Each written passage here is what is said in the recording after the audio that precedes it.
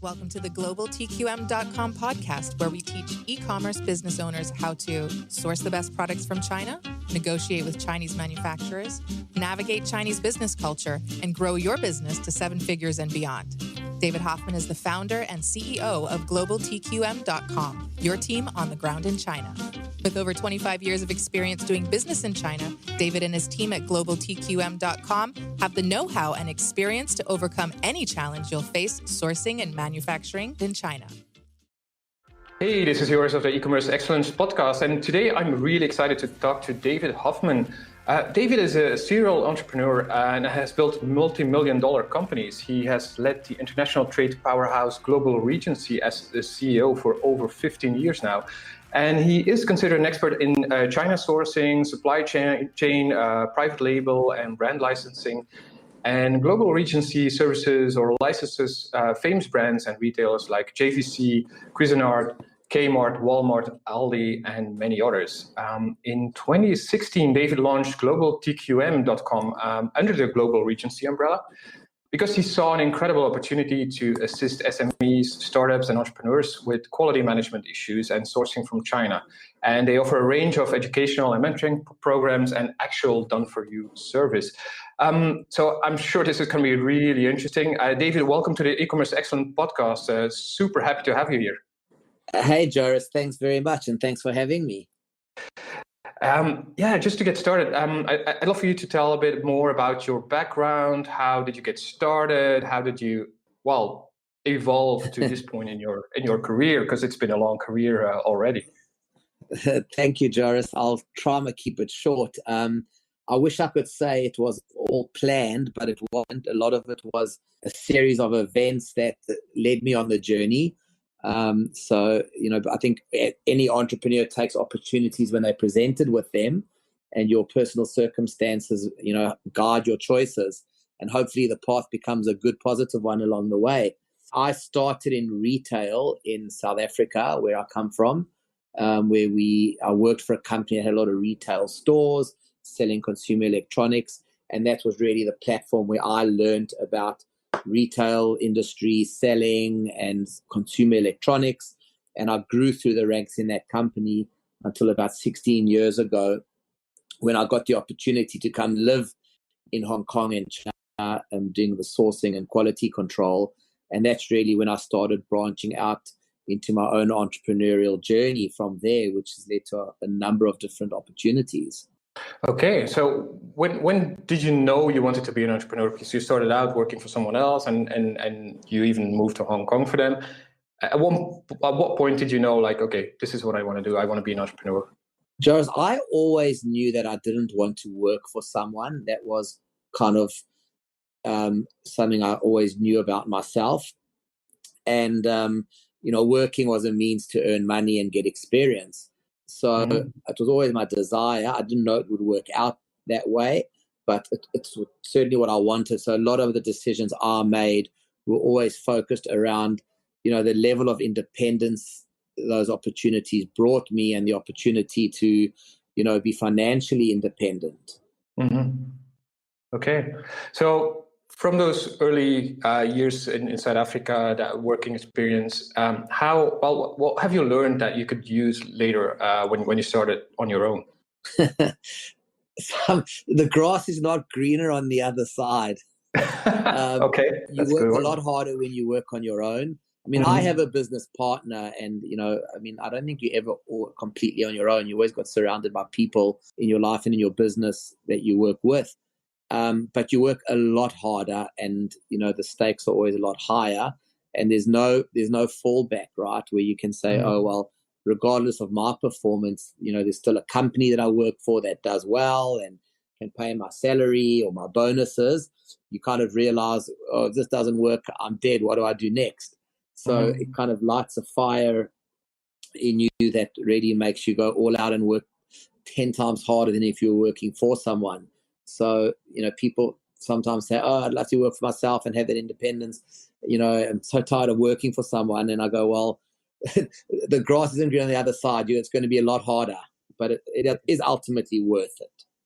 Yeah, I think a lot of entrepreneurs can relate to that. I mean, usually when people start on the entrepreneurial journey, it's either to get more freedom or to get more money, and preferably a combination of both, of course. And then it turns out like it's a lot of work, and I mean, there's most of us probably have read the 4-hour work week. I don't know anyone who managed to have a 4-hour work week. It's a lot of work, right? Yes, absolutely, exactly. And Yeah. if anybody who's read the 4-hour work week, there are great ways to delegate things, but on the line of you're in, if you're in a business space where automation can run a lot of business, it helps. But certainly at the early stages, it requires time and energy. Yeah, absolutely. And I think the 4-hour work week is more a book on productivity and efficiency than on really reducing your number of hours to 4. But anyway, that's a totally different discussion. So you're active in China. A lot of e-commerce owners, they import from China or want to import from China. What are some hidden risks of importing from China? Joris, when you're importing from China, there's loads of hidden risks in terms of product quality and product pricing and knowing what you're getting. Not that those characteristics aren't inherent anywhere else, but I think when you're dealing with China, there's so many different levels and standards of manufacturing, and depending on which manufacturer you're dealing with, knowing the level of what they can produce and the materials they use and the shortcuts they may or may not take are all factors that you don't have to necessarily think about doing manufacturing in other countries. So you've got to tread with a lot of caution. There are unfortunately a lot of scammers out there where they take your money, take your deposits, don't deliver goods on time, or deliver inferior quality product.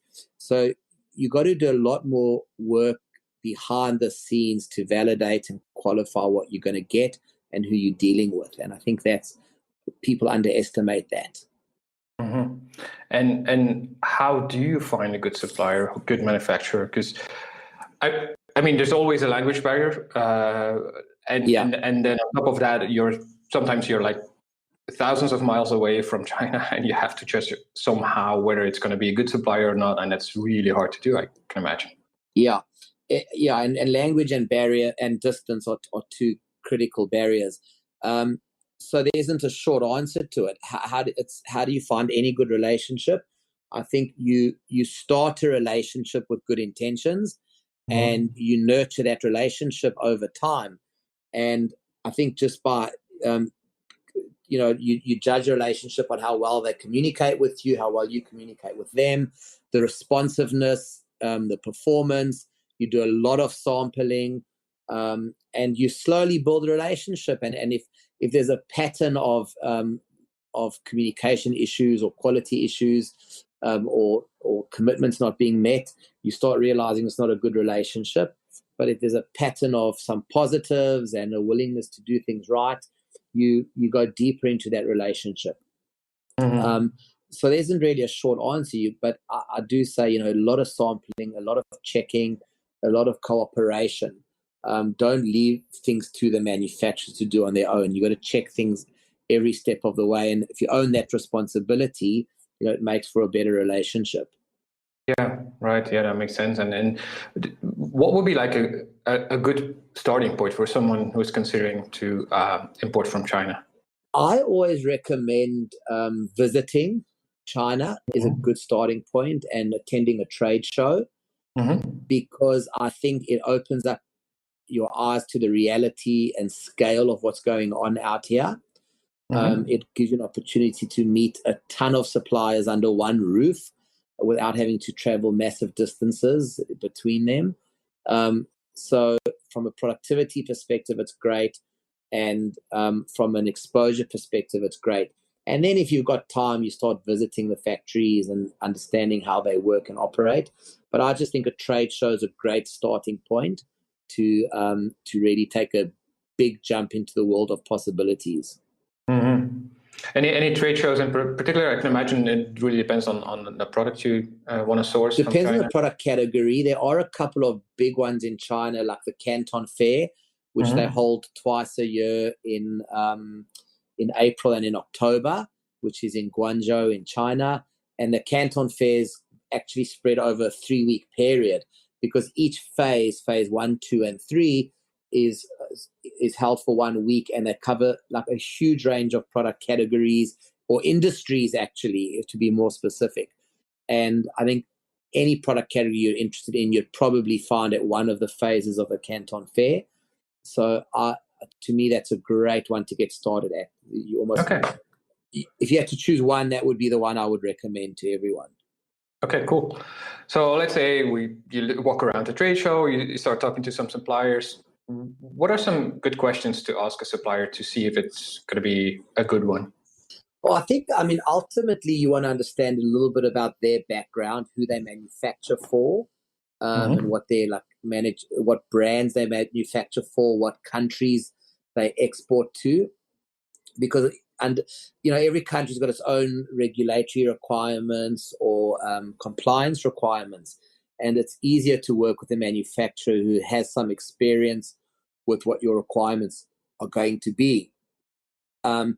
And then ultimately, you do want to talk to them about their product, understanding the minimum order quantities they're willing to accept, getting an idea for the products they're producing, the materials, the finishes they can do, and of course, getting pricing and container loadings, because you want to be able to calculate, if a product's feasible or not. So you do need to get into the discussion of pricing so you can work out what it's going to cost you to land the product, and if you're going to be able to sell it for a profit or a margin.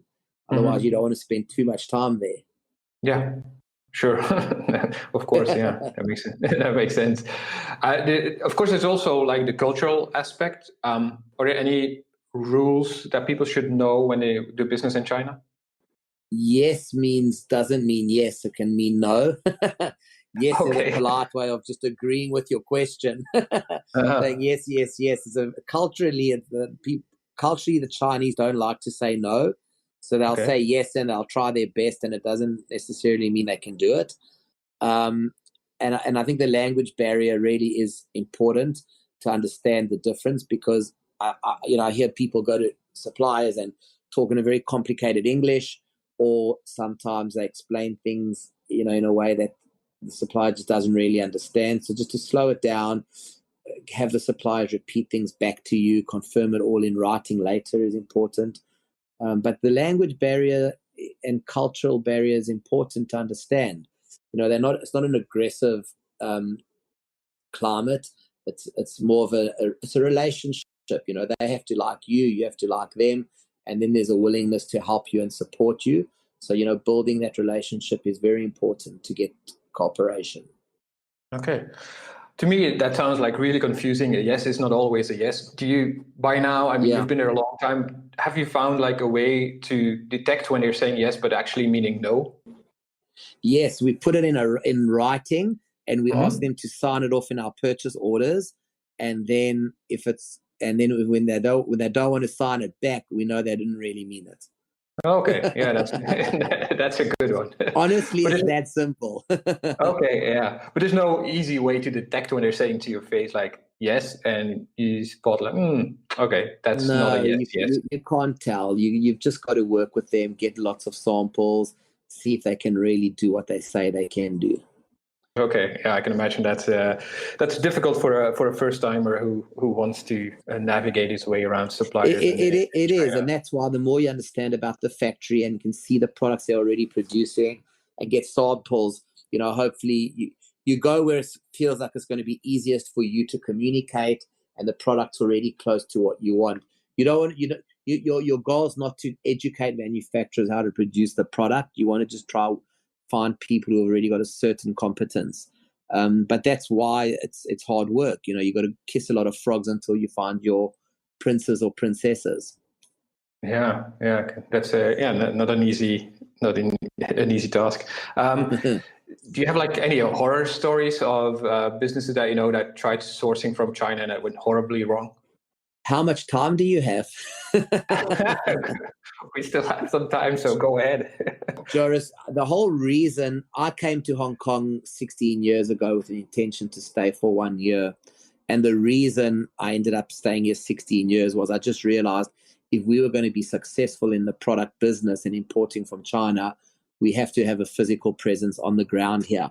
just because of so many issues, whether it's quality problems, wrong plugs, wrong colors, containers shipping half empty. There's just so many things that can go wrong. Packaging's incorrect, artwork's incorrect. Products don't meet a certain standard. A lot can go wrong. So being on the ground here has really been one of our recipes to success. Yeah, I can imagine that. That's a huge difference.